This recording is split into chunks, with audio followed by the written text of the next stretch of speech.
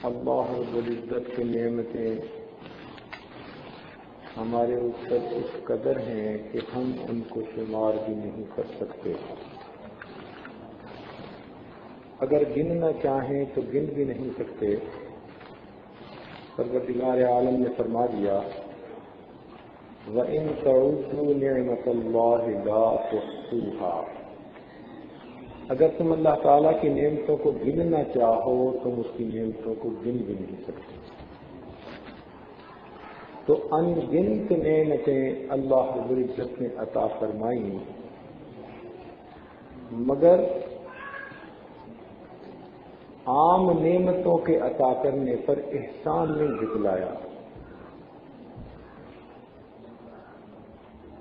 یہ نہیں کہا تمہیں بینائی دی، تمہیں سماعت کی، گویائی دی، عقل کی دولت سے نوازا، اچھی صحت دی، اولاد دی. کسی نعمت پر احسان نہیں جتلایا. تمہارے لیے زمین میں روزی رکھی، سورج کو روشن کیا، چاند کی روشنی سے فائدہ پہنچایا، دریا جاری کیے، ہوا چلا دی، تمہارے لیے سبزیاں پیدا کی، پھل پھول پیدا کیے، پرندے تمہارے لیے پیدا کیے، زمین کو فرش بنا دیا، آسمان کو چھت بنا دیا. اتنی بڑی بڑی اللہ رب العزت کی نعمتیں ہیں، مگر اللہ رب العزت نے کسی نعمت پر احسان نہیں جتلایا. ایک نعمت ایسی ہے کہ جب پروردگار نے عطا کی تو اس کو دے کے مزہ آیا. اس نعمت پر اللہ رب العزت نے احسان بھی جتلایا اور فرمایا لقد من اللہ علی المؤمنین اذ بعث فیہم رسولا. تحقیق اللہ رب العزت نے ایمان والوں پر احسان فرمایا، ان نے اپنے رسول کو مبعوث فرمایا. تو نبی علیہ السلام کے دنیا میں تشریف لانے پر اللہ رب العزت نے احسان جتلایا. یہ وہ نعمت ہے کہ اس کے ہم پلہ کو دوسری نعمت کو نہیں سکتے. ایسی نعمت ہے. ہم ساری زندگی اللہ رب العزت کا شکر ادا کرتے رہے کہ اے مالک آپ نے ہمیں اپنے محبوب کی امت میں سے بنایا، تو ہم اس نعمت کا شکر ادا نہیں کرتے. نبی علیہ السلام فقط مسلمانوں کے لیے نہیں، انسانوں کے لیے نہیں، جہانوں کے لیے رحمت بن کر تشریف لائے. ارشاد فرمایا وما ارسلناک الا رحمتا للعالمین. اے محبوب ہم نے آپ کو تمام جہانوں کے لیے رحمت بنا کر کے سراپا رحمت. تو آپ کی تشریف آوری ہمارے لیے باعث رحمت بنی. یقیناً ربیع الاول کا مہینہ نبی علیہ السلام کی ولادت مبارکہ کا مہینہ ہے. مومنوں کے لیے خوشی کا مہینہ. خوشی دو طرح کی ہوتی ہے. اگر کسی کے گھر میں کوئی شیخ آئیں، پیر آئیں، بڑے عالم آئیں، تو ایک خوشی اس گھر کے بچوں کو ہوتی ہے، اور وہ خوشی اتنی ہوتی ہے کہ مہمان آئے ہیں، اچھے کھانے بنیں گے، سویٹ ڈش بنے گی اور ہمارا خوب کام چلے گا. یہ بچوں والی خوشی، مہمان کے آنے پہ خوشی. ایک خوشی بڑوں کو ہوتی ہے. وہ خوش اس لیے ہوتے ہیں کہ جو مہمان آئے ہیں یہ ہماری اصلاح کی باتیں کریں گے، ہمیں نیکی کی ترغیب دیں گے اور ہم ان کی تعلیمات پر عمل کر کے اچھے انسان بن جائیں. یہ خوشی بڑی خوشی ہے. لہذا نبی علیہ السلام کی تشریف آوری کی خوشی آج دو طرح سے منائی جاتی ہے. ایک فقط ولادت کی خوشی، وہ بھی ایک خوشی ہے، مگر وہ خوشی ایسے ہی ہے جیسے بچے خوشی مناتے ہیں. اصل خوشی یہ ہے کہ نبی علیہ السلام کی مبارک تعلیمات کے تذکرے کیے جائیں، آپ کی سیرت مبارکہ کو بیان کیا جائے اور پھر اس پر عمل کر کے اللہ کا قرب اختیار کیا جائے، یہ اصل خوشی ہے۔ اس لیے ہمارے قادرین ربیع الاول کے مہینے میں سیرت کی مجالس قائم کرتے ہیں۔ کبھی نبی علیہ السلام کے اخلاق مبارکہ کے تذکرے، کہیں آپ کے حسن و جمال کے تذکرے، مختلف انداز ہیں اس محبت کے اظہار کے۔ تاہم آج کی اس محفل میں نبی علیہ السلام کی ولادت مبارکہ اور آپ کے ساتھ عشق و محبت، اس عنوان سے چند باتیں آپ کی خدمت میں عرض کی جائیں گی۔ روایات میں آتا ہے کہ جب سیدنا ابراہیم علیہ السلام نے بیت اللہ شریف کی تعمیر مکمل کر لی تو انہوں نے دعا مانگی، اے اللہ، میں نے گھر بنا دیا، اس کو آباد کرنے والے کو بھیج دیجیے۔ عبادت خانہ بنا دیا، عبادت سکھانے والے کو بھیج دیجیے۔ مدرسہ بنا دیا، تعلیم دینے والے کو بھیج دیجیے۔ انہوں نے دعا مانگی، دعا کرنے والے ابراہیم خلیل اللہ اور آمین کہنے والے اسماعیل ذبیح اللہ، اور جس جگہ پر کھڑے ہو کر دعا مانگ رہے اس کا نام بیت اللہ، اور جس ہستی سے مانگ رہے ہیں اس کا نام اللہ، اور جن کے بارے میں دعا مانگ رہے ہیں ان کا نام محمد الرسول اللہ۔ چنانچہ نبی اسلام نے فرمایا کہ میں اپنے باپ ابراہیم علیہ السلام کی دعا کی قبولیت بن کر دنیا میں آیا، آپ قبولیت بن کر دنیا میں آئے۔ چنانچہ آپ کا نام محمد اور احمد رکھا گیا۔ احمد آپ کا نام آسمانوں میں اور محمد آپ کا نام اس دنیا میں۔ پیدائش سے پہلے آپ کے تذکرے ہوئے جو انبیاء نے کہا یأتی من بعد اسمہ احمد، احمد نام سے پکارا گیا، اور جب دنیا میں تشریف لائے تو محمد کے نام سے آپ نے شہرت پائی۔ یہ دونوں نام بڑے پیارے ہیں۔ محمد کا کیا مطلب، احمد کا کیا مطلب، یہ ہر مومن کو پتا ہونا چاہیے۔ احمد کا مطلب وہ ذات جس نے اللہ رب العزت کی سب سے زیادہ تعریفیں بیان کی ہوں، اتنی تعریف کوئی اور کر نہ سکا۔ پوری کائنات میں سب سے زیادہ اللہ رب العزت کی تعریفیں کرنے والی ہستی وہ کون ہے؟ رسول اللہ صلی اللہ علیہ وسلم۔ جتنی آپ نے اللہ تعالیٰ کی تعریفیں کی اتنی تعریف کوئی اور نہیں کر سکتا۔ اور محمد کا کیا مطلب کہ جتنی اس کائنات میں آپ کی تعریفیں دنیا میں کی گئی، انسانوں میں کوئی دوسری ہستی ایسی نہیں کہ دنیا میں جس کی تعریفیں اتنی زیادہ کی گئی۔ تو آپ نے اللہ رب العزت کی سب سے زیادہ تعریفیں کی، اور دوسرے لفظوں میں اللہ نے اس دنیا میں سب سے زیادہ تعریفیں آپ کی کروائی۔ احمد بھی ہیں، محمد بھی۔ یہ نام آپ سے پہلے کسی نے نہیں رکھا۔ اللہ رب العزت نے اپنے محبوب کے لیے ناموں کو خاص رکھا، ایسے پیارے نام، اللہ اکبر کبیرہ۔ جب آپ کی ولادت مبارکہ ہوئی تو شام کے کچھ علاقوں میں ایک نور ظاہر ہوا۔ آتش پرستوں کی آگ جو کئی سینکڑوں سال سے جل رہی تھی وہ بجھ گئی۔ بیت اللہ شریف کے اندر رکھے ہوئے بت کھودے آ کر گرے۔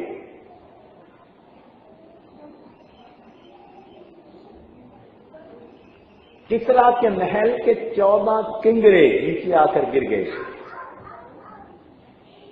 یہ نشانیاں کیا تھیں کہ جہاں تک شام میں وہ روشنی ظاہر ہوئی اللہ رب العزت کے محبوب نے اپنی نبوت سے پہلے والی زندگی میں اس جگہ تک تجارت کے لیے سفر کرنا تھا. اللہ تعالیٰ نے نور کے ذریعے ظاہر فرما دیا میرا محبوب یہاں تک دنیا میں سفر فرمائے. بت اونچے آ کر گرے اور خود کہنے لگے کہ بت پرستی کا زمانہ چلا گیا، اب ایک اللہ رب العزت کی پرستش کا زمانہ آئے. آگ جل گئی، بجھ گئی. 14 کنگرے گرے، اس لیے کہ پھر 14 تاج منتقل ہونے تھے اور ان کے بعد ہمیشہ کے لیے وہ سلطنت اسلام کے زیر سایہ آ جائے. بی بی آمنہ فرماتی ہے کہ جب نبی علیہ الصلوۃ والسلام میرے وطن میں تھے، میں کبھی زمزم کا پانی بھرنے جاتی تو عجیب معاملہ ہوتا کہ پانی اپنی سطح کے بالکل قریب ہوتا، میں آسانی سے پانی بھر لیتی. جب واپس چلی آتی تو پانی کی سطح نیچے گر جاتی. تو مکہ مکرمہ کی عورتیں مجھے پکڑ کے کھڑا کرتی، کہتی آمنہ آپ یہیں کھڑی رہو، جتنی دیر آپ کھڑی رہیں گی پانی اوپر رہے گا، ہمیں بھرنے میں آسانی ہوگی. کوئی نہیں جانتا تھا کہ یہ برکتیں کیا ہیں، مگر اللہ رب العزت کی طرف سے جو مہمان دنیا میں آنے والے تھے ان کی آمد سے پہلے ان کی برکتیں دنیا میں ظاہر ہونے لگی. جب آپ کی ولادت ہوئی تو مکہ مکرمہ کے دستور کے مطابق دیہات کی عورتیں آتی تھیں اور وہاں سے بچوں کو لے جاتی تھیں، ان کی پرورش دیتی تھیں اور پھر ان کو انعام دیا جاتا تھا. بنو سعد قبیلہ کی بہت ساری عورتیں چلی کہ ہم اپنے لیے مکہ مکرمہ سے بچے لے کے آئیں. چنانچہ ایک بی بی جس کا نام حلیمہ، بنو سعد قبیلہ سے تعلق رکھنے کی وجہ سے حلیمہ سعدیہ کہلاتی، وہ بھی اپنی سواری پہ سوار ہو کے چل پڑی. ان کی سواری کمزور تھی، گھر میں ذرا رزق کی تنگی تھی، چند بکریاں تھیں وہ بھی کمزور ہو چکی تھی، دودھ بھی پورا نہیں دیتی تھی، اور وہ اس امید سے نکل پڑی کہ مجھے کوئی بچہ اچھا مل جائے، اس کی تربیت کروں گی، پرورش کروں گی، پھر اس کے والد میرے لیے بہت سارا انعام دیں گے تو کچھ میری گزران میں آسانی ہو جائے. مگر راستے میں دوسری عورتوں کی سواریاں آگے نکل گئیں، ان کی سواری پیچھے رہ گئی. اب بنا کیا کہ مکہ مکرمہ میں جو بڑے بڑے رؤسا عمراء کے بچے تھے وہ ان عورتوں نے گودوں میں اٹھا لیے. جو عورت نبی علیہ الصلوۃ والسلام کو لینے کے لیے آتی تو وہ سنتی کہ آپ تو یتیم ہیں، آپ کے والد دنیا سے پردہ فرما چکے، تو وہ سوچتی کہ اس بچے کو پالنے پر مجھے کچھ نہیں ملے گا، تو وہ ان کو چھوڑ کر کسی اور طرف چلی جاتی. اب حلیمہ سعدیہ جب آئیں تو ان کے پاس نبی علیہ الصلوۃ والسلام کا چوائس تھا. ان کے دل میں خیال آیا وہ بچہ یتیم ہے، میں ذرا دیکھوں تو صحیح کہ اس کی شکل صورت کیسی ہے. حدیث پاک میں آتا ہے جیسے ہی انہوں نے چادر اتاری، آپ لیٹے ہوئے تھے، اوپر چادر آئی، جیسے اس نے چادر ہٹائی تو نبی علیہ الصلوۃ والسلام نے اپنی مبارک آنکھیں کھولی اور ان کو دیکھ کر مسکرائے. حلیمہ سعدیہ فرماتی ہیں آپ کی مسکراہٹ نے میرے دل کو مو دیا. میں نے دل میں سوچا حلیمہ تجھے پیسے تو زیادہ نہیں ملیں گے لیکن اس بچے کی مسکراہٹیں تیری زندگی میں خوشیاں پیدا کر دیں گی. میں نے بے اختیار بچے کو اٹھایا، اپنے سینے سے لگایا، میں نے اپنے خامن کو بتایا، اس نے بھی کہا بہت اچھا. چنانچہ ہم اس بچے کو لے کر واپس چلنے لگے. اب ہوا کیا کہ حلیمہ سعدیہ نے بچے کو گود میں لیا ہوا ہے تو ان کے میاں ان کو سواری پر بٹھاتے ہیں. جب وہ بیٹھ گئی تو وہ خود اس کے آگے بیٹھے تاکہ سواری کو لے کر چلیں، لیکن جیسے ہی آگے بیٹھتے ہیں سواری چلنے سے انکار کر دیتے ہیں. رسی کھینچتے ہیں، مہار کھینچتے ہیں، اس کو مارتے بھی ہیں، اٹھنے کا نام نہیں لیتی. پریشانی میں نیچے اترے تو سواری اٹھ کے چلنے کے لیے تیار، پھر بٹھایا، خود اوپر بیٹھے، پھر سواری نہیں چلتی. جب 2-4 مرتبہ ایسا کیا تو بڑے پریشان ہوئے. دل میں خیال آیا، کہنے لگے حلیمہ تو آگے بیٹھ، میں پیچھے بیٹھتا ہوں. جب حلیمہ سعدیہ کو آگے بٹھایا نبی علیہ السلام سب سے آگے آ گئے، حلیمہ سعدیہ آ گئی، پیچھے ان کے خامد بیٹھے تو سواری نے اسی وقت اٹھ کر بھاگنا شروع کر دیا۔ اللہ تعالیٰ نے دکھلا دیا یہ پوری کائنات کے صدر نشین ہیں، تم ان کو اپنی پیٹھ کے پیچھے بٹھا کر کیسے سفر کر سکتے ہو؟ چنانچہ سواری بھاگ رہی ہے، اتنا تیز بھاگی کہ دوسری سواریوں سے آگے نکل گئی۔ اب وہ آپ سے پوچھنے لگی، حلیمہ تو نے اپنی سواری بدل لی، تیری سواری تو بڑی کمزور سست رفتار تھی، اب تو تیز بھاگی جا رہی ہے، تو سواری بدل کے آئی؟ تو حلیمہ سعدیہ نے کہا میں سواری تو بدل کے نہیں آئی، سواری کے اوپر میں سوار بدل کے آئی، ان کی برکت۔ اچھا، حلیمہ سعدیہ کا دل بوجھ گیا تھا، جان گیا تھا کہ یہ بچہ برکتوں والا ہے، ان کو قدم قدم سے برکتیں نظر آ رہی تھی۔ چنانچہ وہ جب اپنے گھر میں واپس آئیں، کیا دیکھتی ہیں کہ ان کی مریل قسم کی جو بکریاں تھیں ان کے تھن بھی دودھ سے بھرے ہوئے، سب گھر والوں نے دودھ پیا۔ اب پورے گھر کے اندر ایک بہار آ گئی، روزانہ بکریوں کے تھن دودھ سے بھرے ہوئے، وہ خود بھی پیتے اوروں کو بھی پلاتے۔ ہمسائے کی عورتیں جب یہ تماشا دیکھی تو وہ آ کے پوچھتی، حلیمہ سعدیہ تم اپنی بکریوں کو کہاں چراتی ہو، ہمیں بھی وہ جگہ بتاؤ، ہم اسی چراگاہ میں بکریاں چرائیں گے۔ وہ اپنی بکریوں کو وہاں بھیجتے تو ان کی بکریوں کے تھنوں میں دودھ نہ ہوتا، اور حلیمہ سعدیہ کی بکریوں کے دودھ تھنوں سے بھرے ہوئے، تھن دودھ سے بھرے ہوئے، تو عجیب برکتیں ظاہر ہو رہی تھی اس گھر میں۔ حلیمہ سعدیہ کی ایک بیٹی تھی، ان کا نام تھا شیما۔ یہ نبی علیہ السلام کی رضائی بہن بنتی، وہی نبی علیہ السلام کی خدمت کرتی تھی، اٹھا کے آپ کو کھلاتی تھی، جیسے بڑی بہنیں چھوٹے بھائیوں کو اٹھایا کرتی ہیں۔ ایک دن حلیمہ نے اپنی بیٹی سے کہا، شیما دیر ہو گئی، اپنی بکریوں کو لے کے چلو۔ شیما کہنے لگی، امی میں اکیلی ہوں، بکریاں زیادہ ہیں، میں سارا دن ان کے پیچھے بھاگ بھاگ کے تھک جاتی ہوں، مجھ اکیلی سے نہیں جایا جاتا، کسی کو میرے ساتھ بھیجے۔ ماں نے کہا، بیٹا اور تو کوئی گھر میں ہے نہیں جس کو میں بھیجوں، تمہیں یہ کام کرنا ہے۔ وہ کہنے لگی، اماں اچھا میں یہ کام کروں گی، مگر میرے اس بھائی کو میرے ساتھ بھیج دیجیے۔ نبی علیہ السلام دودھ پیتے تھے، اس وقت چھوٹے تھے، چلتے بھی نہیں تھے، گود میں اٹھانے والے تھے۔ ماں حیران ہوئی، کہنے لگی، شیما کیا کہہ رہی ہو، بچے کو سنبھالو گی جب بکریوں کو سنبھالو گی؟ وہ کہنے لگی، امی میں بکریوں کو سنبھال لوں گی، اسے ساتھ بھیج دیں۔ وہ کہنے لگی، نہیں میں نہیں ایسے بھیجتی۔ شیما پیچھے ہٹ کے بیٹھ گئی، اماں اگر آپ نہیں بھیجیں گی تو مجھ سے بکریاں نہیں سنبھلتی، میں بیٹھ جاؤں گی۔ اب ماں نے پوچھا کہ یہ بات کیا ہے کہ بچے کو بھی لے جاؤ گی بکریاں بھی سنبھالو گی؟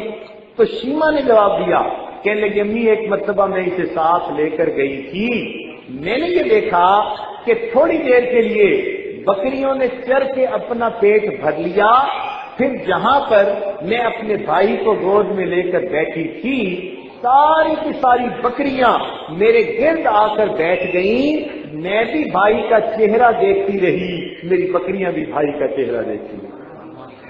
ہم سب بیٹھ کے محبوب کی زیارت کرتے رہے، اس کے حسن و جمال کو دیکھتے۔ نبی علیہ السلام کو اللہ رب العزت نے کیا حسن و جمال عطا کیا تھا۔ سیدہ صدیقہ دلانہ فرماتی ہیں، زلیخا تو نے یوسف علیہ السلام کو دیکھا تو اپنی انگلیاں کاٹی، اگر تو میرے آقا کو دیکھتی اپنے دل کے ٹکڑے کر بیٹھ۔ اللہ تعالیٰ نے ایسا حسن و جمال دیا۔ حسان بن ثابت دلانہ فرماتے ہیں، وَأَحْسَنَ مِنْكَ لَمْ تَرَ قَطُّ عَيْنِي وَأَجْمَلَ مِنْكَ لَمْ تَلِدِ النِّسَاءُ خُلِقْتَ مُبَرَّأً مِنْ كُلِّ عَيْبٍ كَأَنَّكَ قَدْ خُلِقْتَ كَمَا تَشَاءُ۔ اے محبوب، آپ سے زیادہ حسین دنیا میں کبھی کسی آنکھ نے دیکھا نہیں، اور آپ سے زیادہ خوبصورت کبھی کسی عورت نے کوئی بچہ جنا نہیں، اور اے آقا آپ اس طرح بے عیب دنیا میں پیدا ہوئے جیسے کہ آپ اپنی مرضی سے دنیا میں پیدا ہوئے، مرضی کا حسن و جمال جیسے لے کر پیدا ہوئے۔ اللہ رب العزت نے آپ کو وہ حسن و جمال عطا کیا۔ اللہ اے چہرہ زیبائے تو رشک بتانے آزری، ہر چند وقت نی کنم در حسن داں بالا تری آفات رہا گردیدام میرے بتاور دیدام بٹیار خوباں دیدام اما چیزیں دی گئی. آپ کا حسن و جمال تھا ہی کس طرح. نبی علیہ السلام نے ارشاد فرمایا میرے بھائی یوسف صدیق تھے اور میں ملی ہوں. سبی کہتے ہیں گورے چٹے کو جس کا رنگ بہت گورا ہو اس کو سبی کہتے ہیں. رنگ گورا ہونا اور چیز ہے، نقش نین کا خوبصورت ہونا یہ اور چیز ہے.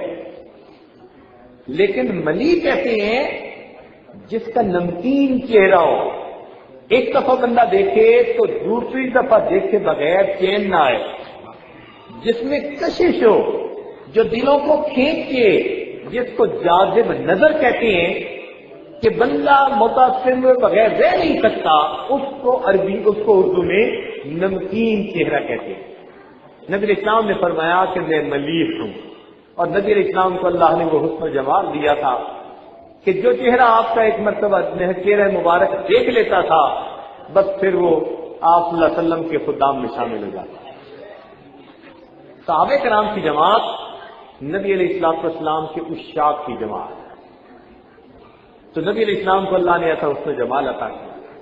سیدہ صدیقہ رضی اللہ عنہا فرماتی ہیں کہ میں نے نبی علیہ السلام کی مبارک آنکھوں میں وہ حیا دیکھی جو میں نے مدینہ کی کنواری لڑکیوں کی آنکھوں میں بھی نہیں دیکھی. آنکھوں میں وہ حیا تھی، چہرے پہ وہ نور تھا، ایک نظر پڑتی تھی انسان اپنا دل دے بیٹھا. اللہ. چنانچہ ایک صحابی نبی علیہ السلام کی خدمت میں حاضر ہونے کے لیے آئے، مسجد کے دروازے پر کھڑے ہیں. کچھ قدرتی بات کہ رخ ایسا تھا کہ نبی علیہ السلام تشریف فرمائے اور آپ کے پیچھے 14 کا چاند آسمان پر ہے. وہ صحابی کہتے ہیں کہ میں نبی علیہ السلام کے چہرے انور کو دیکھتا اور کبھی میں اس چاند کو دیکھتا، کبھی چہرے انور کو دیکھتا، کبھی چاند کو دیکھتا. میں تھوڑی دیر دونوں طرف دیکھتا رہا. بالآخر میرے دل نے یہ فیصلہ کیا کہ اے آسمان کے چاند، دنیا تیرے حسن و جمال کے تذکرے کرتی ہے لیکن ہمارے عرب کا چاند تو تجھ سے بھی زیادہ خوبصورت ہے. چاند سے تشبیہ دینا یہ کہاں انصاف ہے؟ چاند سے تشبیہ دینا یہ کہاں انصاف ہے؟ چاند کے منہ پہ چھائیاں میرے مدنی کا چہرہ صاف ہے. اللہ رب العزت نے وہ حسن و جمال عطا کر دیا. نازاں ہے جس پہ حسن وہ حسن رسول ہے. حسن کو بھی ناز ہے. نازاں ہے جس پہ حسن وہ حسن رسول ہے. یہ کہکشاں تو آپ کے قدموں کی دھول ہے. اے کاروان شوق یہاں سر کے بل چلو، طیبہ کے راستے کا تو کانٹا بھی پھول ہے. نبی علیہ السلام کو اللہ نے وہ حسن و جمال عطا کیا. اللہ اکبر کبیرہ. چنانچہ بعض صحابہ ایسے تھے جنہوں نے یہ قسمیں کھائی ہوئی تھی ہم صبح اٹھیں گے تو آنکھیں اس وقت کھولیں گے جب ہماری سب سے پہلی نگاہیں نبی اسلام کے چہرے انور پر پڑیں گی. حیران ہوتے ہیں انہوں نے یہ قسمیں کیسے پوری کی ہوگی. چنانچہ اٹھنے کے بعد آنکھ نہیں کھولتے تھے. بچہ ان کو پکڑ کے لے کے آتا، نبی اسلام کے سامنے حاضر ہوتے اور آنکھ کھولتے اور چہرے انور پر سب سے پہلی نظر ڈالتے. کتابوں میں لکھا ہے بعض صحابہ رات کو گھروں میں ہوتے تو نبی علیہ السلام کے لیے اداس ہو جاتے، اپنے گھروں پہ آتے اور نبی علیہ السلام کے حجرہ مبارک کے باہر کھڑے ہوتے اور گھنٹوں کو دیکھتے رہتے. یہ وہ جگہ ہے جہاں میرے محبوب آرام فرما رہے ہیں. نبی علیہ السلام کے ساتھ ہم کو اتنا ہے اور محبوب کے جسم اطہر سے خوشبو آتی تھی. چنانچہ انس رضی اللہ عنہ اس بات کے راوی ہیں. وہ فرماتے ہیں ما شممت مسکم ولا عنبر. اللہ کی قسم میں نے کبھی مشک اور عنبر کو نہیں چھوگا مگر نبی علیہ السلام کے جسم مبارک کی خوشبو اس سے بھی زیادہ ہوا کرتی. ان میں سلیم اللہ نے ایک صحابی ہے، وہ چھوٹے بچوں کو بھیجتی تھی اور نبی علیہ السلام کے جسم مبارک سے جو پسینہ نکلتا تھا اس کو شیشی میں جمع کرواتی تھی، ان قطروں کو. ایک مرتبہ نبی اسلام قیلولہ کرتے ہوئے اٹھے تو آپ نے چھوٹے چھوٹے بچوں کو دیکھا کہ وہ پسینہ جمع کر رہے ہیں. پوچھا کیا کر رہے ہو؟ امی نے کہا ہے. کچھ آیا جی آپ ایسا کیوں کر رہی ہیں؟ اے اللہ کے نبی ہم آپ کے اس مبارک پسینے کو جب خوشبو میں ڈالتے ہیں اس خوشبو کی خوشبو میں اضافہ ہو جایا کرتا ہے. ایک صحابی آگے ہوئے, اے اللہ کے نبی میں بیٹی کی شادی کرنا چاہتا ہوں. مجھے اسلام نے اور چیزوں کا انتظام تو فرما دیا اور فرمایا کہ خوشبو کے لیے یہ پسینے کے قطرے لے جاؤ. وہ نبی اسلام کے پسینہ کے مبارک کے قطرے لے کر آیا اور اس گھر کے اندر اس نے خوشبو میں بھی استعمال کیے اور اس بچی کو بھی لگانے کے لیے دیے. اس گھر میں سے ہمیشہ خوشبو آتی تھی, حتیٰ کہ لوگوں میں خوشبو والوں کا گھر اس کا نام پڑ گیا. خوشبو والوں کا گھر. نبی اسلام سے جس طرح سے نکلتے تھے وہ فضا مؤثر ہو جاتی تھی. صحابہ کرام کہتے ہیں کہ کئی مرتبہ ہم نے نبی علیہ السلام کو ڈھونڈنا ہوتا, ہم راستے کی خوشبو سے نبی علیہ السلام کے جانے کا اندازہ لگا لیا تھا. ایسا ہے جس میں اچھا اس میں خوشبو تھی, حسن و جمال ایسا تھا. اللہ اکبر کبیرہ. تو اللہ رب العزت نے آپ صلی اللہ علیہ وسلم کو حسن و جمال کو عطا کیا کہ ایسا حسن و جمال دنیا میں کسی کو ملا نہیں. اس لیے تفسیر شریف کے نانا فرماتی ہیں لنا شمسم وللآفاق شمس. کیا کہا؟ اے آسمان ایک تیرا بھی چاند ہے اور ایک میرا بھی چاند ہے. آسمان تیرا چاند تو صبح کو طلوع ہوتا ہے اور میرا چاند عشاء کے بعد طلوع ہوتا ہے. اور اے آسمان کہ چاند تو فقط اسی دنیا کو اپنی روشنی سے منور کرتا ہے اور میرے چاند کی روشنی تمام کائنات کے عالم کو اپنے نور سے منور کرتی ہے. اللہ اللہ رب العزت سے یوں مہربانی. آگے دیکھیے تو اللہ رب العزت نے نبی علیہ السلام کے لیے حسن جمال عطا فرمایا. یہ اللہ رب العزت نے اپنے محبوب کو جمال عطا کیا. اس چہرے انور کا کیا کہنا کہ جس کو اللہ رب العزت محبت کی نظر سے دیکھتے تھے. قرآن مجید میں فرمایا قد نرا تقلب وجهك في السماء. اے محبوب جب آپ آسمان کی طرف دیکھتے تھے تو اس وقت ہم محبت کے ساتھ آپ کے چہرے کو دیکھتے تھے. اللہ آپ کے جسم مبارک کے مختلف اعضاء کے تذکرے قرآن مجید میں. تو حسن و جمال کی بات ہو رہی تھی.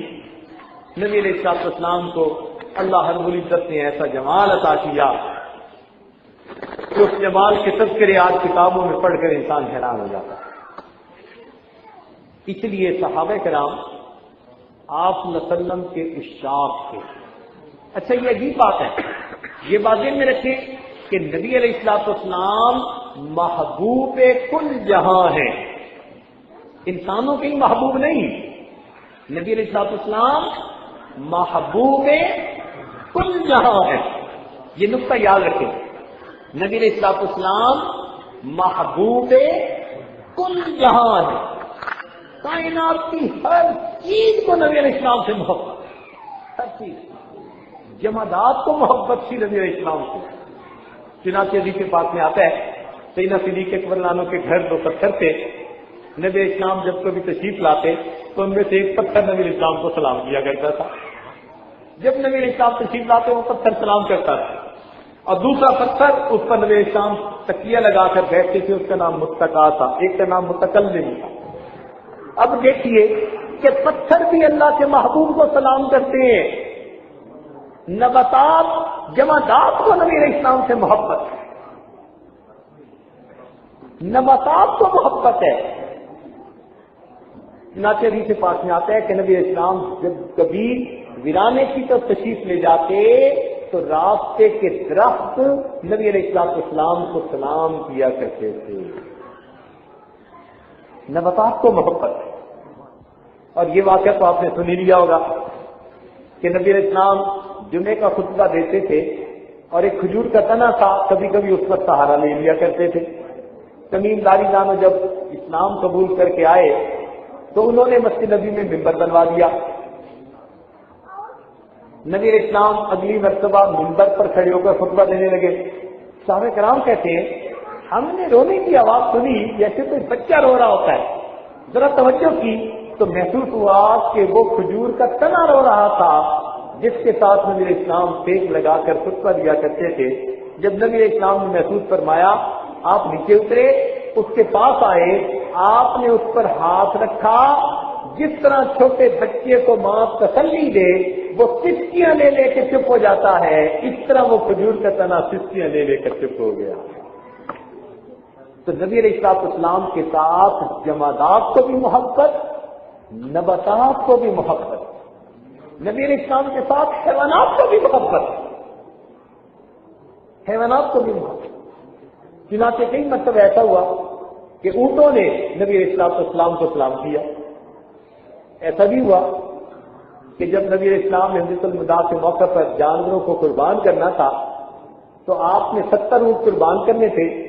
جب وہ اونٹ لائے گئے, حدیث پاک میں آتا ہے ان اونٹوں نے جب نبی علیہ السلام کے چہرے انور کو دیکھا تو وہ اونٹ ایک دوسرے سے آگے بڑھنے میں کوشش کرنے لگے اور اپنی گردنیں پیش کرنے لگے. اے اللہ کے محبوب پہلے میری گردن کو قبول فرما دی. اللہ حیوانات کو محبت ہے, نباتات کو محبت ہے, جمادات کو محبت ہے, اور انسان تو بالآخر انسان, اور انسانوں میں بھی جوانوں کو محبت, بچوں کو محبت, بوڑھوں کو محبت, مردوں کو محبت, عورتوں کو محبت. تو نبی علیہ السلام کے ساتھ سب کو محبت. اس لیے نبی علیہ السلام محبوب کل جہاں ہے, محبوب کل جہاں. صحابہ کو کیسی محبت تھی, سبحان اللہ. حدیث پاک میں آتا ہے کہ بچوں کو محبت تھی, نبی علیہ السلام کے ساتھ بچوں کو محبت تھی. ایک مرتبہ نبی السلام عید کی نماز کے لیے تشریف لے جانے لگے, دیکھا کہ راستے میں کچھ بچے کھیل رہے ہیں. بچوں نے جب دیکھا تو انہوں نے سلام عرض کیا.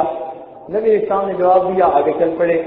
جب تھوڑا آگے بڑھے تو دیکھا کہ ایک بچہ اداس پریشان بیٹھا ہوا سوچ میں گم ہے. تو نبی علیہ السلام کھڑے ہو گئے. آپ نے پوچھا کہ بچے تم اتنا پریشان کیوں؟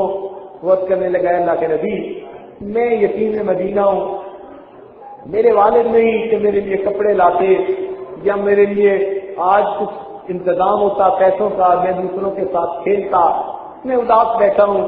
نبی علیہ السلام فرمان لگے, اچھا اگر تمہارے باپ نہیں تو آؤ تمہیں میں اپنے گھر لے چلتا ہوں, تیار کرتا ہوں, اس لیے کہ میں تمہارے باپ کی مانے لوں. وہ بچہ بڑا خوش ہو کے کھڑا ہو گیا. نبی علیہ السلام سے لے کے اپنے گھر تشریف لائے. جب گھر آئے تو آپ نے سنگا تشریف لانا کو آواز دی. فرمایا حمیرہ, عرض کیا لبیک یا رسول اللہ, اے اللہ کے رسول میں حاضر ہوں. فرمایا کہ یہ چھوٹا بچہ ہے, تم اس کو نہلاؤ اور اس کو جو عید کے لیے تیار کر دو. چنانچہ اس چھوٹے بچے کو نہلا دیا گیا. نبی علیہ السلام نے اپنی چادر کا ایک ٹکڑا کاٹا اور اس کو تہبند باندھنے کے لیے دیا. اس نے کچھ لپیٹ بھی لیا. جب وہ دماغ میں لپٹ گیا تو اس کے سر پہ تیل لگایا گیا, اس کی آنکھوں میں سرما ڈالا گیا اور وہ بڑا, اس کے بالوں میں کنگھی کی گئی, خوشبو لگائی گئی. وہ بچہ بڑا خوش ہو گیا کہ آج مجھے عید کی نماز کے لیے تیار کر دیا گیا. اب وہ بچہ آپ کے ساتھ چلنا چاہتا تھا.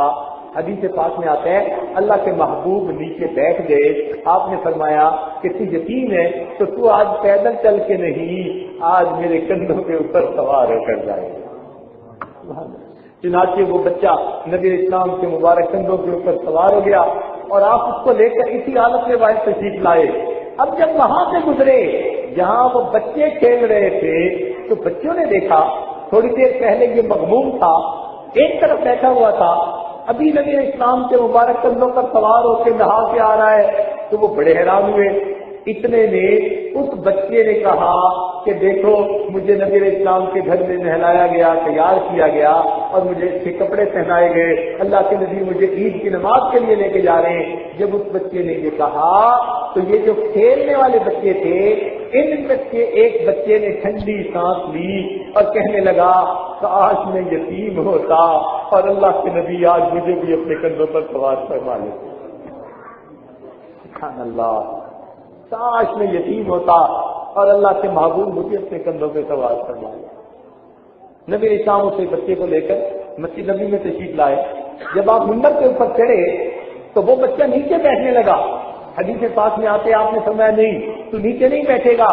جہاں آپ تشریف فرما تھے آپ نے یتیم بچے کو اپنے پاس بٹھایا اور پھر اس کے سر پر شفقت رکھا اور فرمایا کہ جو یتیم بچے کی کفالت کرے یا محبت کی وجہ سے اس کے سر کے اوپر شفقت کا ہاتھ رکھے، اس کے ہاتھ کے نیچے جتنے بال ہوں گے اللہ تعالیٰ اتنی نیکیاں اس کے نام اعمال میں عطا فرما دیں گے. تو بچوں پر نبی علیہ السلام کے ساتھ ایسی محبت، حیران ہوتے. سیدہ اسماء رضی اللہ تعالیٰ عنہ صدیق بن عنہ کی بڑی بیٹی، عائشہ صدیقہ رضی اللہ تعالیٰ عنہ کی بڑی بہن، جب ہجرت کے موقع پر سیدنا صدیق بن عنہ چلے تو آپ نے اپنی بیٹی کو کہا کہ بیٹی سی چھوٹی ہے، ہم غار ثور میں رہیں گے 1-2 دن، تم وہاں ہمیں کھانا پہنچا دینا کیونکہ تم چھوٹی ہو، کسی کو اتنا تمہارا پتہ بھی نہیں چلے گا.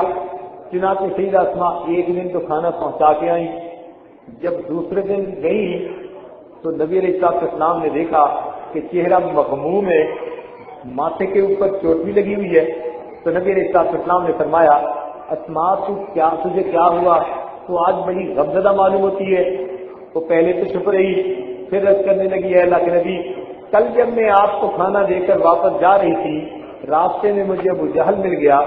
ابو جہل نے مجھے پکڑ لیا، کہنے لگا ابو بکر کی بیٹی تجھے پتا ہوگا کہ تمہارے پیغمبر اسلام کہاں ہیں، بتاؤ تمہیں پتا ہے؟ اللہ کے نبی میرے سچ بتا دیا کہ ہاں مجھے پتا ہے اللہ کے محبوب کہاں ہیں. اس نے کہا کہ مجھے بتا کہ وہ کہاں ہے.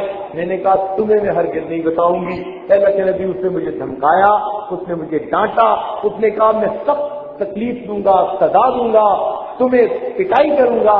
میں نے کہا جو مرضی کرنا ہے کر لے، میں نبی اسلام کے بارے میں نہیں بتاؤں گی. چنانچہ اس نے اچانک ایک زوردار تھپڑ میرے چہرے پہ لگایا. اللہ کے نبی میں نیچے جا کر گری، میرا ماتھا چٹاننے لگا، خون آ گیا. میں اٹھ کر کھڑی ہوئی، اس نے مجھے بالوں سے مضبوطی سے پکڑ لیا، کہنے لگا اسماء تجھے جان سے مار دوں گا، بتا تمہارے پیغمبر کہاں ہے؟ اللہ کے نبی میں نے اسے کہا کہ ابو جہل میری جان تو تیرے حوالے مگر میں محمد عربی کو تیرے حوالے دینی چاہیے. چھوٹے بچوں کو اتنی محبت، میری جان تو تیرے حوالے میں محمد عربی کو تیرے حوالے دوں. بچوں کو اتنا پیار تھا نبی علیہ السلام، جوانوں کو اتنی محبت. چنانچہ ایک صحابی احد کے میدان میں زخمی ہو گئے. ان کے کزن ان کو ملے، انہوں نے پوچھا بھائی تیری زندگی کی کوئی خواہش ہو تو بتا دے. انہوں نے کہا جی ایک ہی تمنا ہے کہ نبی علیہ السلام کے قدموں میں ایک مرتبہ حاضری نصیب ہو جائے. چنانچہ ایک صحابی نے زخمی حالت میں ان کو اپنے کندھے پہ اٹھایا اور لے کر چل پڑے. ایک جگہ نبی علیہ السلام چٹان کے اوپر تشریف فرما تھے اور آپ نے اپنے دونوں ٹانگیں مبارک نیچے لٹکائی ہوئی تھی. وہ صحابی کو لے کر پہنچے اور انہوں نے جا کر اس کو زمین پر قدم ٹھکائے اور کہا کہ دیکھو اللہ کے نبی تمہارے سامنے ہیں. جیسے انہوں نے کہا اس زخمی صحابی جو بے ہوشی کے قریب تھے ان کے جسم میں پتہ نہیں کہاں پہ طاقت آ گئی. آنکھ کھولی، نبی اسلام کے چہرے انور کو دیکھا اور آپ کے قدموں میں گر کر انہوں نے جان دے دی. کسی نے اس کو یوں کہا نکل جائے دم تیرے قدموں کے نیچے، یہی ہے تمنا، یہی آرزو ہے. اور کسی اور شاعر نے اس کو ایک اور انداز سے کہا.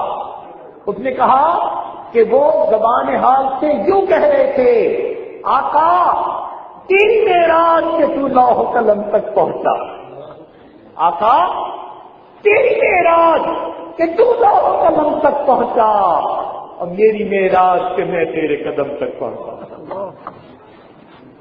تیری معراج کے تو لوح قلم تک پہنچا، میری معراج میں تیرے قدم تک پہنچا. نوجوانوں کو ایسی محبت اللہ.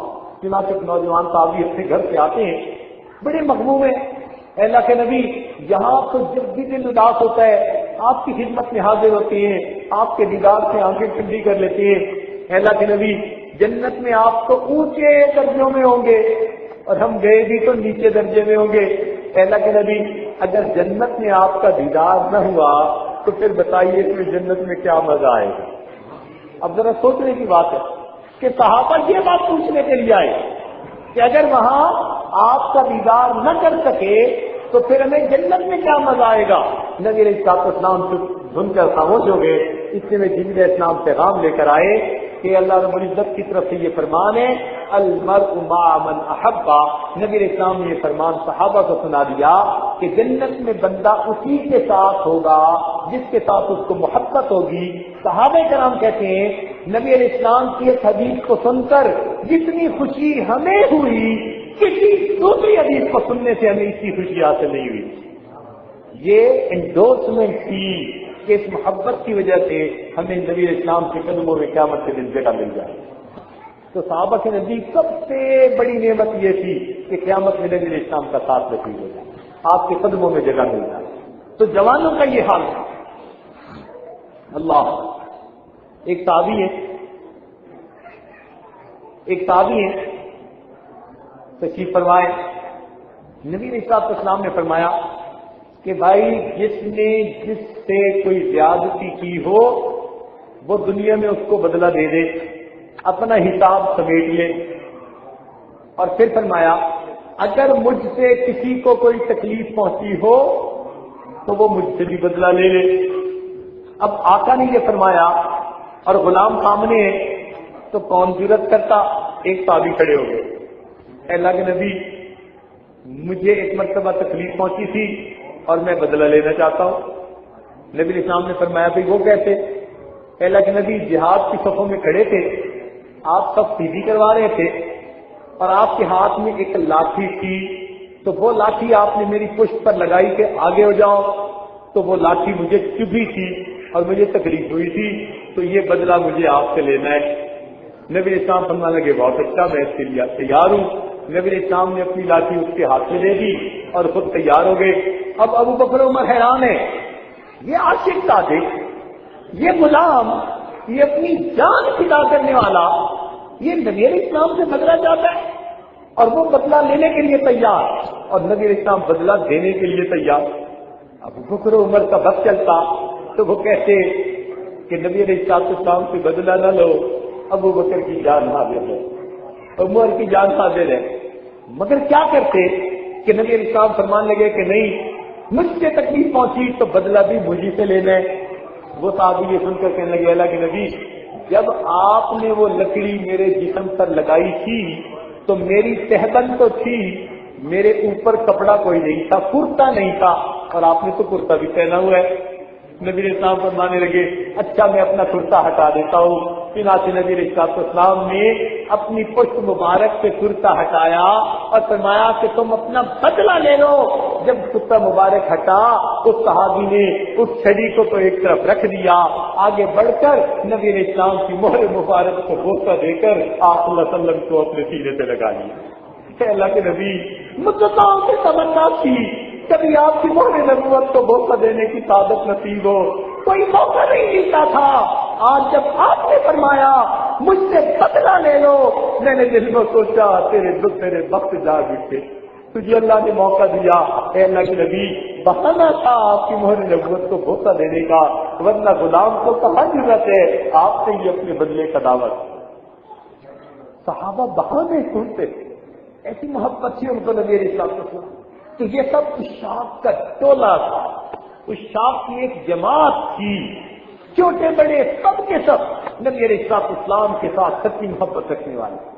ایسی محبت تھی کہ جب نبی علیہ السلام کی دنیا سے جو وفات پانے کی خبر تھی تو ایک صحابی جو کام کر رہے تھے کھیتوں میں ان کو پہنچی تو وہ کھیت میں ہی دعا مانگنے لگے، اے اللہ یہ آنکھیں تو اس لیے تھی کہ آپ کے محبوب کا دیدار کیا جاتا، اب آج وہ پردہ فرما چکے، اللہ مجھے اس بینائی کی کیا ضرورت ہے، اس کو واپس لے لیجیے۔ دعا قبول ہوئی، اللہ نے ان کی بینائی واپس لی۔ اللہ ایسی محبت تھی صحابہ کی۔ حیران ہوتے ہیں. جان فدا کرنے والے مردوں کو بھی تھی، عورتوں کو بھی تھی. چنانچہ حدیث پاک میں آتا ہے کہ جب احد کے میدان میں یہ آواز لگ گئی کہ نبی اسلام شہید ہو گئے تو مدینہ کی ایک عورت تھی انصاریہ، انہیں ہمارا لکھا ہے بعض روات نے، تو فرماتے ہیں کہ انہوں نے کہا کہ نہیں، جب تک میں خود تصدیق نہیں کر لوں گی میں اس بات کو نہیں تسلیم کروں گی. چنانچہ وہ اپنے گھر سے نکلی، میدان احد میں گئی، ایک صحابی ملے، ان سے پوچھتی ہیں ما بال محمد صلی اللہ علیہ وسلم کے بارے میں کچھ بتا دیجیے، کیا حال ہے آپ کا؟ انہوں نے فرمایا مجھے تو پتہ نہیں، البتہ میں نے تیرے بیٹے کو فلاں جگہ شہید ہوتے ہوئے دیکھا. اب جس عورت کو بیٹے، جوان بیٹے کی شہادت کی خبر ملے تو اس کے جسم میں بجلی کی لہر دوڑ جاتی ہے، مگر یہ عورت تب سے مت نہیں ہوتی اور آگے بڑھتی ہے. دوسرے صحابی سے پوچھا ما بال محمد صلی اللہ علیہ وسلم کا کیا حال ہے؟ انہوں نے کہا پتہ نہیں، البتہ میں نے تیرے بھائی کو فلاں جگہ شہید ہوتے دیکھا. یہ پھر تب سے مت نہیں ہوتی، آگے بڑھ کر پھر کسی اور سے پوچھتی ہے ما بال محمد صلی اللہ علیہ وسلم کا کیا حال؟ انہوں نے کہا پتہ نہیں، میں نے تیرے شوہر کو فلاں جگہ شہید پڑے دیکھا ہے. وہ جو ہے اس پر بھی کب سے مت نہیں ہوتی اور آگے بڑھی اور پوچھتی ہے چوتھے صحابی سے کہ نبی اسلام کے بارے میں بتا دیجیے. انہوں نے کہا نبی اسلام تو فلاں جگہ شیطان پر تشریف فرما ہے. وہ آئیں، نبی اسلام کے قریب اپنی سواری سے اتر گئی اور نبی اسلام کی چادر مبارک کا سونا پکڑ کر کہنے لگی کل مصیبت بعد محمد جلل. نبی علیہ السلام کا دیدار کر لینے کے بعد میرے لیے دنیا کی سب مصیبتوں کو جھیلنا آسان ہو گیا. ایسی بات. چنانچہ نبی اسلام نے ایک مرتبہ فرمایا صحابہ کو کہ جہاد کی تیاری کرو. چنانچہ مدینہ طیبہ کے ہر گھر میں تیاری ہونے لگ گئی، ہر گھر میں تیاری. ایک عورت ہے، ان کے گھر میں دودھ پیتا معصوم بچہ ہے چند مہینے کا. اب وہ بچے کو گود میں لے کے بیٹھی رو رہی ہیں. جب رونے لگی اور رو رو کر ہلکان ہوئی تو پھر اس کے کھڑی ہوئی، اپنے بچے کو سینے سے لگایا اور لے کر مسجد نبوی میں حاضر ہوئی اور اپنے بچے کو نبی علیہ السلام کی مبارک گود میں آ کر لٹا دیا اور عرض کرنے لگی اے اللہ کے نبی، میرے اس بیٹے کو جہاد کے لیے قبول فرما دیا. نبی علیہ السلام نے فرمایا یہ چھوٹا دودھ پیتا بچہ یہ سفر سے کیسے جا سکتا ہے؟ کرنے لگی اے اللہ کے نبی، گھر میں کوئی بڑا مرد نہیں، میرے خاوند پہلے شہید ہو چکے، کوئی ہوتا تو میں اسے تیار کر کے آپ کے خدمت کے لیے روانہ کرتی. اب یہی بچہ ہے، یہی گھر کا مرد ہے، قبول فرما لیجیے. ادھر سے اصرار ہے، ادھر سے انکار، ادھر سے اصرار، ادھر سے انکار. جب نبی اسلام نے بار بار فرمایا کہ یہ بچہ کیسے جہاد کر سکتا ہے تو وہ عورت کہنے لگی اے اللہ کے نبی، اس بچے کو قبول کر لیجئے اور کسی ایسے مجاہد کو دے دیجئے کہ جس کے پاس ڈھال نہ ہو، تاکہ جب وہ مجاہد دشمن سے لڑنے کے لیے جائے اور سامنے سے تیروں کی بارش ہو تو وہ مجاہد ان تیروں سے بچنے کے لیے میرے بیٹے کو آگے کر دے، میرا بیٹا دشمن کے تیروں کو روکنے کے کام آ سکتا. حیران ہوتے ہیں کیسی محبتیں تھی ان کو نبی علیہ السلام. اللہ. چنانچہ جب نبی السلام نے پردہ فرما دیا تو بلال نام جو نبی السلام کی مؤذن تھے، انہوں نے سوچا اب میں یہاں اذان دوں گا. پہلے تو اذان دیتا تھا اور نبی علیہ السلام کا دیدار بھی ساتھ ساتھ کیا کرتا تھا. اب نبی علیہ السلام کو ہے نہیں تو اس لیے میں یہاں سے چلا جاتا ہوں. چنانچہ شام چلے گئے اور وہاں جا کر رہنے لگے. کچھ عرصے کے بعد، کئی سالوں کے بعد انہوں نے خواب دیکھا، نبی علیہ السلام کا دیدار نصیب ہوا. محبوب نے فرمایا بلال یہ کیا معاملہ ہے کہ ہم سے ملاقات کے لیے تم آتے ہی نہیں؟ بس آنکھ تو لی. اسی وقت اپنی بیوی سے کہنے لگے کہ میں ابھی سفر کے لیے روانہ ہو رہا ہوں. چنانچہ سفر پر اکیلے روانہ ہو گئے. مدینہ طیبہ پہنچے، آقا کی خدمت میں آ کر سلام پیش کیے. جب نماز کا وقت ہوا لوگوں نے فرمائش کی کہ بلال رضی اللہ تعالیٰ عنہ سے کہ آپ اذان دے دیجیے. آپ نے پہلے انکار فرمایا کہ مجھ میں ہمت نہیں، میں اذان دیتا تھا، محبوب کا دیدار کیا کرتا تھا. آج محبوب کا چہرہ سامنے نہیں ہوگا، میں اذان نہیں دے سکوں گا۔ پھر حسن و حسین تشریف لائے، دونوں شہزادوں نے بھی آ کر فرمائش کی، شہزادوں کی فرمائش ایسی تھی انکار نہ کر سکے، چنانچہ اذان دینے لگے۔ جب اذان کی آواز شروع ہوئی تو مدینہ طیبہ کے مردوں عورتوں کی کانوں میں وہ الفاظ گونجے جو نبی اسلام کے مبارک زمانے میں زندگی میں گونجا کرتے تھے۔ تو حدیث پاک میں آتا ہے کہ مرد بھی پریشان ہو کر باہر آ گئے اور عورتیں اپنے پرچے لے کر وہ بھی باہر آ گئی، معلوم کرنے کے لیے کہ یہ بلال کی آواز کیسے آ گئی۔ اتنے سالوں کے بعد جب مسجد نبی کے قریب پہنچے، مجمع لگ گیا، پھر رونے لگ گئی عورتیں نبی علیہ السلام کو یاد کر کے۔ اتنے میں ایک عورت نے چھوٹے بچے کو اٹھایا ہوا تھا، وہ اپنی ماں سے پوچھنے لگا، اماں بلال لانا تو واپس آ گئے ہیں، بتاؤ نبی علیہ السلام کب واپس